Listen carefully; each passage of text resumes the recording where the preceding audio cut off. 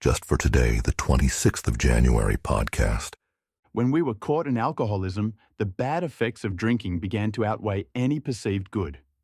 We lost so much: our health, jobs, homes, and even relationships.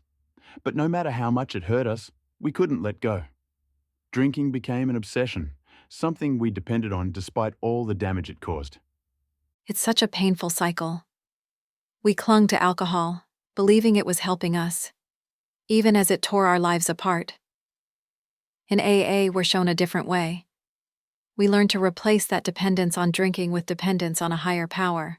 That shift in thinking, from alcoholic thinking to sober thinking, is what breaks the cycle. Absolutely. It's not just about giving up alcohol. It's about completely changing how we approach life.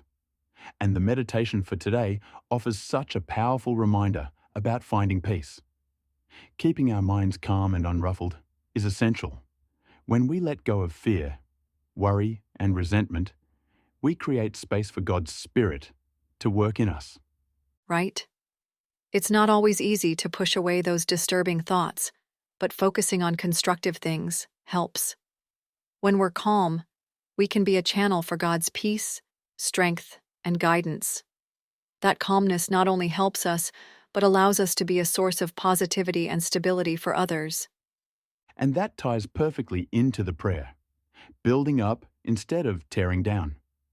Alcoholism often led us to destructive behavior, hurting ourselves and those around us. But now, we can focus on being constructive, creating lives rooted in faith, purpose, and love. It's such a beautiful transformation, isn't it? Letting go of dependence on drinking and choosing to depend on God opens the door to a life of serenity and growth. Let's close with the prayer. I pray that I may build up instead of tear down. I pray that I may be constructive and not destructive.